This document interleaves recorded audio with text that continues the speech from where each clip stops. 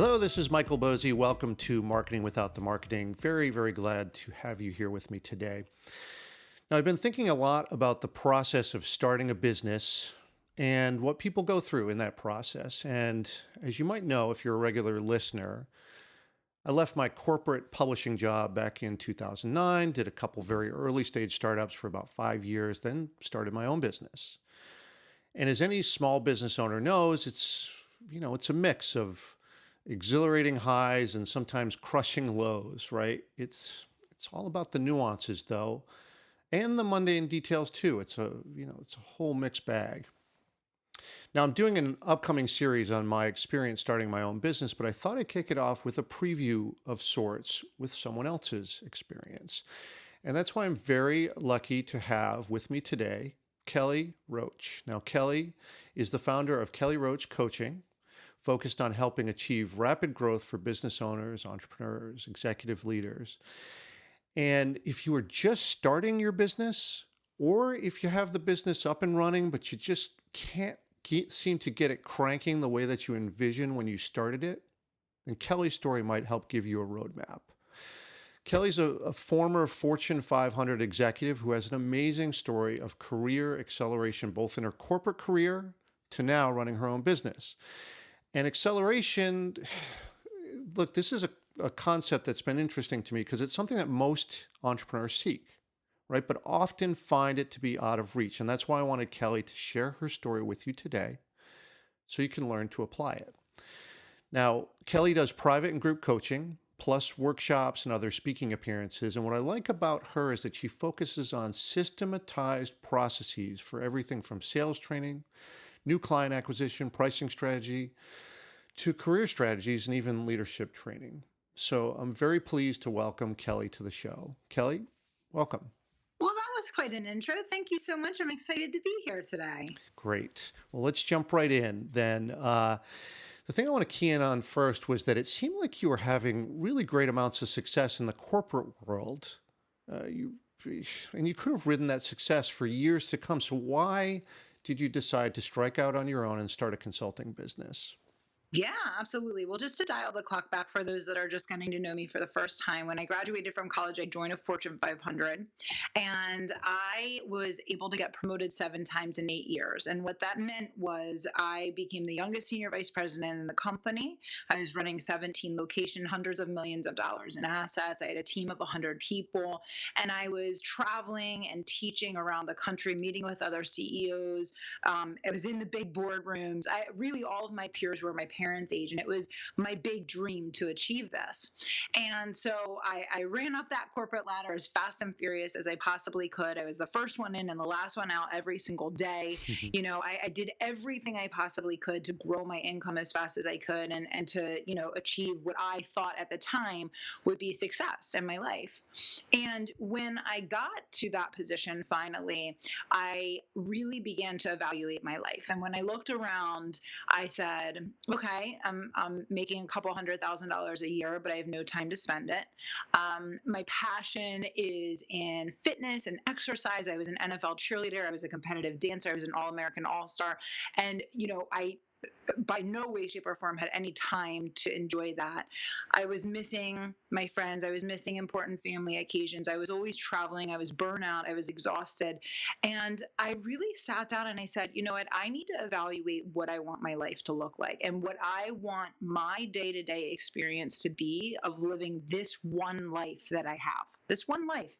And I kind of played that story forward and I realized, hey, if I keep going on this path, every time I want to do better or do more or make a bigger impact, I'm going to be working longer and harder hours and essentially, never have the time to enjoy the life that comes along with it. And so it was at that point that I really realized that the only way that I was going to be able to construct the life that I wanted with the income to match it was if I was willing to take the risk of going out and constructing that and Mm-hmm. building that on my own, that I couldn't expect someone to deliver on a silver platter for me this perfect job that met all the criteria for my custom masterpiece that I wanted for my life. And so I knew at that point that the only option was entrepreneurship. It's a great story, and I feel like a lot of people try to do this, Kelly. But Here's the thing. You mentioned this on a recent podcast on your show, Unstoppable Success Radio, that 90% of small businesses fail. So the success rate is not very high. And certainly in mentoring startups and the stuff that I do, I see that all the time too. So how do you prepare yourself for that, right? To sort of go into it minimizing the risk, but without giving up on that, on all that potential upside. Sure. Well, here's the thing. I see many people enter entrepreneurship wholly unprepared, wholly uneducated, and very much assuming that they can skip over the entirely necessary process of learning how to build and grow a business. Having a passion in no way, shape, or form means that you're going to build a sustainable business. And for me, I knew that I didn't know what I didn't know. And so the first thing that I did a year before I started my business was I signed up for a year-long business coaching program. I made a huge investment in myself. I started working with a coach. I got myself in a program, and I spent an entire year learning what it meant to own your own business, what it meant, how to do online marketing, how to really understand bringing together the infrastructure of a company, how to understand all of the pieces of the puzzle that I was going to be responsible for beyond just the doing of the thing. And so to me, that was the most important decision that I made on my journey, was to recognize and realize that this is not something that you can go at alone. And that was even knowing that my entire background was in sales and marketing and leadership and productivity and building business. But I did that for someone else. I didn't have to go through the oversight of building the infrastructure of an organization, which is very different than just growing it, right? So, I think understanding that, passion is not enough, and understanding that education is essential, and that if you're not willing to risk your time and risk your money in your process of following your dream, it's probably never going to happen. Yeah. I knew that. I knew that from the start. And I think that's why so many businesses fail today. Yeah. How did you come to know that, Kelly? Was that something that was just instinctual, or had you seen other folks do it, or how did you get to that point? Because a lot of folks I know don't want to invest in that type of help, and they may try to learn this on their own or whatever. How did you know that? Well, to me, I always lean on common sense in everything that I do in life. My first go to is always common sense. So to me, it went something like this. I've never started a business before.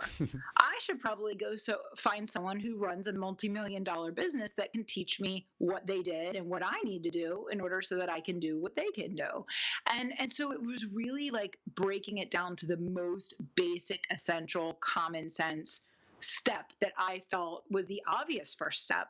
And it was obvious to me, and I understand it's not obvious to everyone, but I'm a big fan of, why struggle through something that doesn't need to be a struggle? Right, right, right. There's enough ups and downs with building a business, even when you are getting guidance, going through the work of building the business.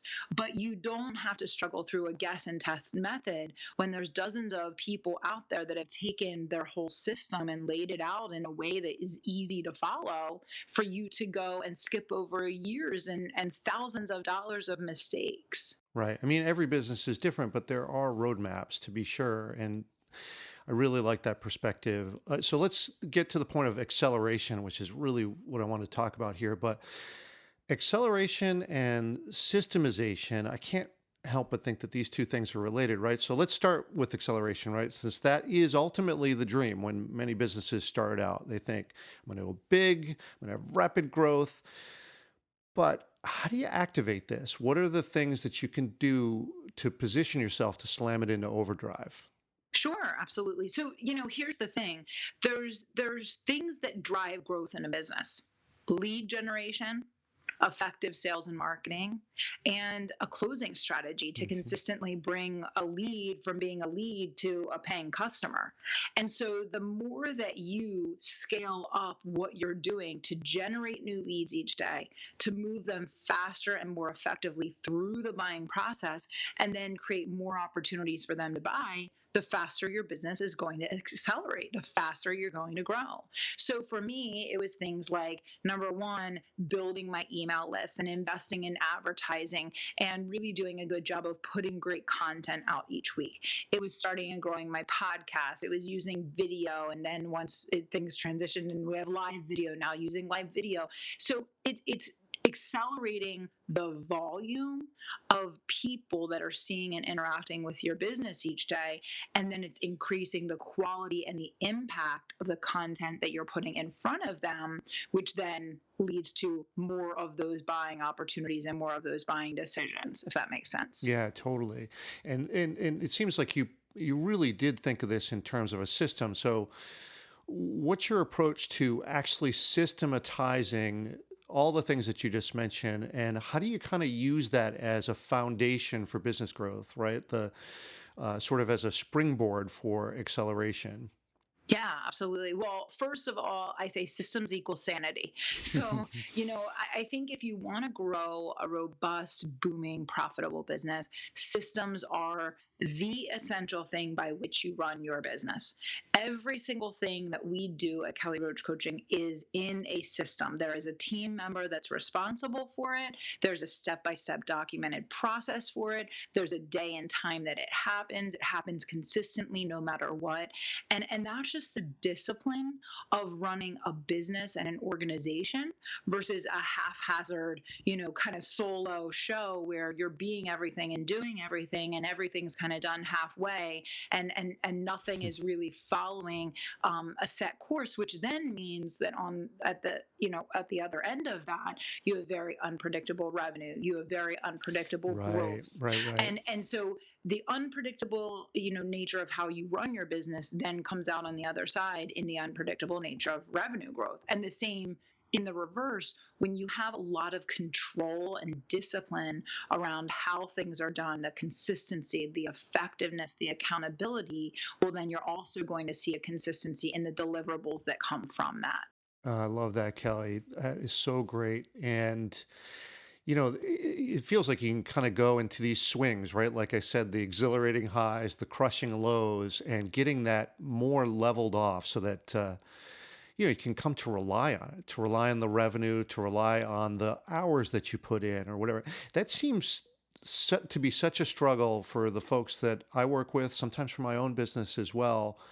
So how do you see the signs that that's happening, right? Like what happens when you're not getting the results that you want, when the dream that you had when you started is not turning into a reality? What are the steps you can do when you see that start to happen? What are the steps that you can take to get out of that rut and get past these roadblocks? Now, before Kelly answers this question, let's talk for a moment about roadblocks, because in working with writers and musicians, visual artists, creatives of all types, it turns out that there are 3 common roadblocks that get in the way of success. This is based on some research that I did about a year ago, and the thing that I did to try to help with this, which is to build an online course called Create Biz. Now, if you want to find out what your particular roadblock is, the thing that's standing in your way so you can get on top of it and start to fix it, go to createbiz.com/fix so that you can find your roadblock, start to fix it, and break free of whatever it is that's holding you back. I left a link in the show notes for you. All right, so let's get back to Kelly's answer. As a reminder, the question is, when you're not seeing the results that you want to see, how do you get out of that rut? Well, I think most importantly, you have to learn to remove the emotion from the situation. I think many times when things aren't going the way that we want them to, we're looking everywhere outside of the business to figure out why. Right. Like someone's cursed me, right? The universe. Like there's a lot of different things that we point to that's the reason why things aren't going the way that we want to. But what I've learned is the more that you can learn to quickly remove your emotional response and reaction, which of course that's natural, Hmm. but if you can catch yourself in that, remove that emotion and get serious about analyzing and assessing what happened and then peeling the onion back to try and figure out why. And if you aren't capable of figuring out why and you're doing everything you possibly can, go get help. right? Go Yeah. get help. Go hire someone. I mean, I'm such a big fan of this, not only because I'm a coach, but I share this on my podcast all the time. One of the most important strategic things that I've done to grow my business faster is to have my team members in courses, working with coaches, in Oh, masterminds. wow. I spend money to make sure that they are getting the best education possible in the silo that they run in the business, because I believe so strongly in the power of following a system and working with someone that's overcome a problem and challenge that you're currently dealing with. And so again, it goes back to common sense. Hmm. First of all, of course, try to assess it yourself. Try to understand why. Try to figure out, okay, we're going to test this. We're going to pivot over here. We're going to try that. Try as many different mechanisms as you can to get that thing working. But at the end of the day, if it's something you've never done before, you may not be able in your mind to just fabricate the solution. You may need to work with someone that can Right. give you feedback and say, hey, this is why this isn't working. Try this instead. Right. You may not be able to see it, you know. Sometimes you absolutely can't see it. And sometimes, I always say you can't give something that you don't possess, right? If you don't understand how to successfully execute a launch and you just had a failed launch, well, you're going to have a hard time figuring out what you did wrong and how to fix it, because you don't have the knowledge and experience to pull from to do that, Right. right? Like, so if you've never had a life experience and you've never been successful in a certain realm, expecting your brain to be able to know something that you just simply don't know is kind of counterintuitive, right? And I've certainly experienced this in my own business where you can just, all you can do, right, is just iterate. Like, okay, let's try this one thing, try to isolate a variable. Okay, that didn't work. Let's try to change one other variable. Okay, that didn't work. Change another variable. And the result is, even if you do unlock it, it takes time, right? Like you can't just do it all at once. And all that time is time where you can get frustrated, where you can be losing hours, losing money. And that can be bad. That can kind of lead to burnout and all that. So the more that you can accelerate and get past that and get out of those things that are holding you back, obviously, the better off you are.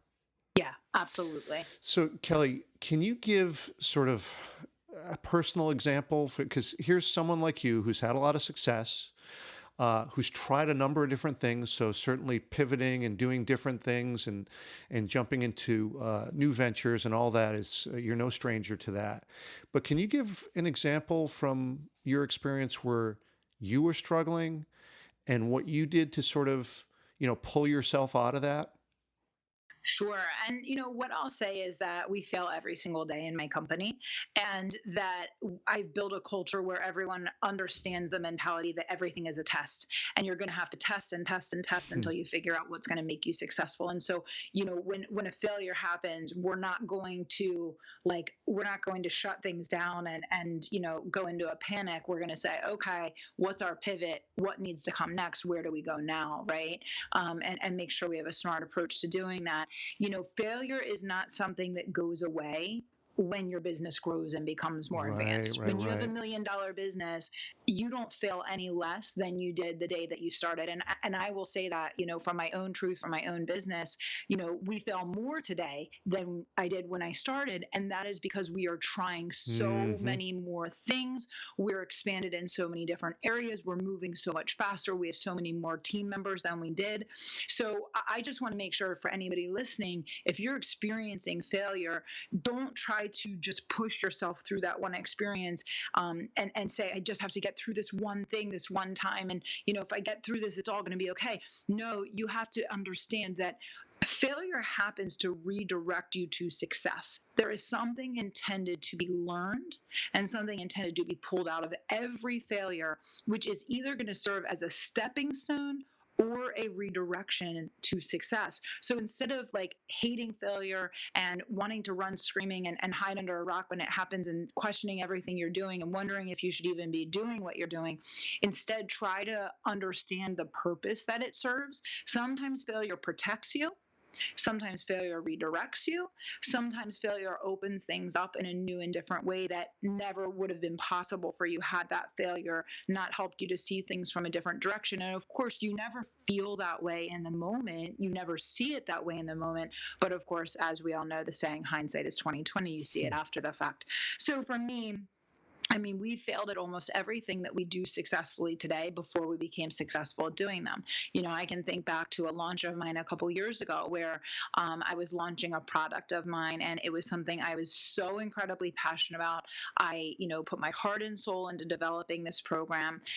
I did all the work. I was doing all the right things. I followed the model. I was dotting every I and crossing every T, and the launch totally failed. I think literally one person bought, and I, wasted a ton of time and a ton of money. And, the mistake that I had made was I had created this program based on a huge need that I saw in the market, but that wasn't a need that my market wanted solved. Right.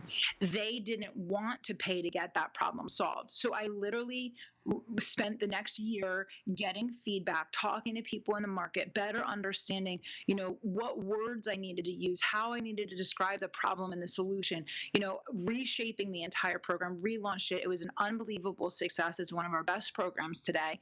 And, it was just that I was creating something in a vacuum based on a need that I saw. But just because a need is there doesn't mean people are willing to put their money towards solving it. Oh, And so I think these are the types of learnings you have every day as an entrepreneur that make you wise and help you to actually become a good entrepreneur.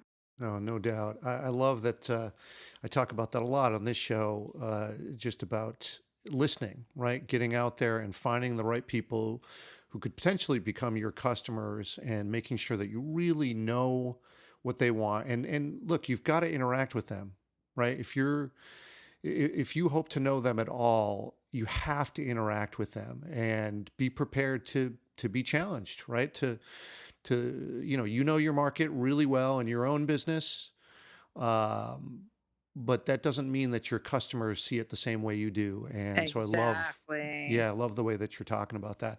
And that gets me to content strategy, because that's a big part of it, is getting out there, interacting people, using content. But one thing I wanted to key in on in particular with you is with regard to content strategy is with this concept of acceleration.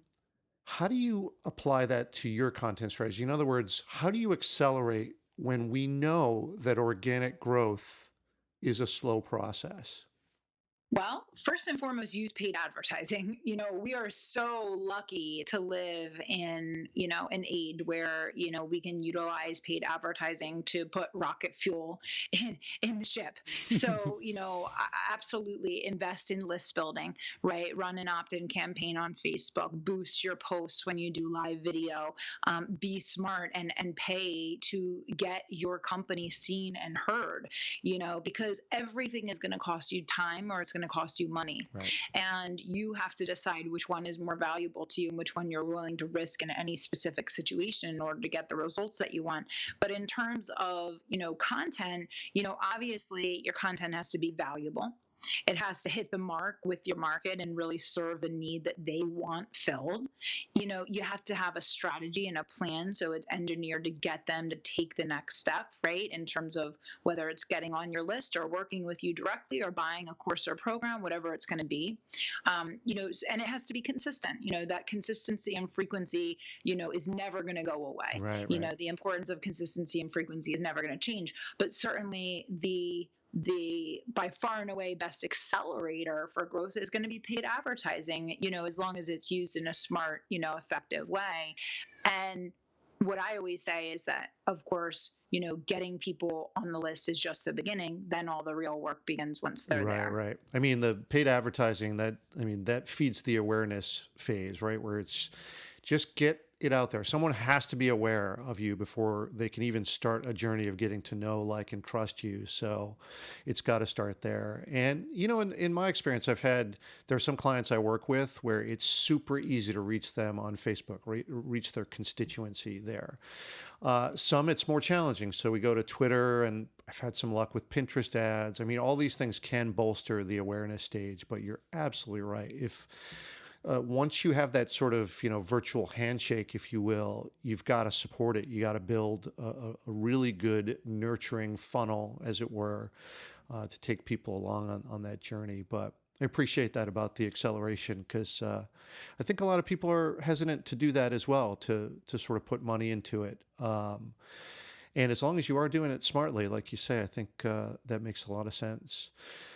Now, Kelly, there's one other thing that I want to ask, because it's not something I do a lot. So I thought my listeners would appreciate your perspective on this. I talk a lot about just online strategies, right, for online businesses. But from what I've heard in your show, your belief is to use a mix of online and offline strategies. So for small business owners, what does that look like? Sure. Well, I think it is essential to build a hybrid of online and offline strategies to protect yourself from algorithm changes, platform changes, Hmm. email lists getting shut down. I mean, any number of crazy things can happen in the online world at any given time. And of course, we all want to hope and pray that that's not going to happen. But we all know that crazy things happen every single day, things are changing so fast that who knows 5 years from now which of the things you're using today to build your business are even still going to be in Yeah, existence. that's right. That's something really important to know and understand in when you're thinking about the longevity of building a business that's going to be a legacy business, that's going to support you for a lifetime, and then, ultimately, impact generations. So, when you're thinking about a small business, you're thinking about the offline world. What you want to think about is traditional sales, and you want to think about how every billion-dollar corporation that is in existence, up until about 5 years ago, was built. And that's with a traditional sales force that goes out and makes phone calls and has meetings and meets with people and makes an offer and gets people to sign a contract, and boom, they get started working together. So whether you're going to use drop by campaigns where you deliver goodies to local businesses in your town that you'd like to work with, that you want to translate your business to consumer product or service into a business to business product or service, or whether you want to use a mailable campaign, you want to do phone calls and emails, you want to utilize, different resources that way. I'm just a big fan of making sure that you have a mix of business. I think it's important to have both the small little guys, but also some big ones as well. Hmm. And I think it's also important that, every now and then that you have something locally where you're meeting face to face, you're getting out in the community, you're making an impact that way. And there's so many other products and services and programs that can be sold for thousands of dollars more than what you're selling online, offline, that you can do in a powerful in-person session that are not possible in the online world. So, there's pros and cons to both. And, 90+ % of my business is online, Sure. but we will always, always, always have that division of offline where we have bigger companies that we work with, that I do trainings and speakings and, workshops with, because it's just important to maintain those multiple streams of income, and to really hedge against some of those risk factors that there are in doing business online. Yeah, I mean, there it is, right? We talked about that earlier, which was how do you minimize the risk? That's it, right? Having that mix, sort of having a portfolio that protects you from changes, because we see it happen all the time. That's really excellent, Kelly. I appreciate that. Well, great. It's been such a pleasure to have you here to share your perspective. I really, really appreciate that. If folks want to find you on the web or even work with you, what's the best way for them to do that? Yeah, definitely. Well, the best place to find me is on Unstoppable Success Radio, which is on Stitcher and iTunes and all the other good podcast platforms. So if you're looking to accelerate growth in your business, or even just to get started, and you really want an education and tools and strategies, things that you can put into use right away, it's a great place to get started. So Unstoppable Success Radio. And then my home on the web is kellyroachcoaching.com. Go on the homepage. There's like 9 different free resources. You can download videos, audios, PDFs, you name it, things that are going to help you with productivity, business growth, strategy, and everything in between. So that's a great place to, go download one of those free things that are waiting for you. Okay, great. And for everyone out there, I left links in the show notes so that it's very easy to connect with Kelly. Listen to her podcast, see her blog. She's got lots of great stuff. Kelly, I really, really appreciate you being here with me today and with my listeners. Just great to have you on, and great to get your perspective. Awesome. Thank you so much. All right, everyone. Thank you so much for being here again. I really appreciate you, and we'll see you on the next episode.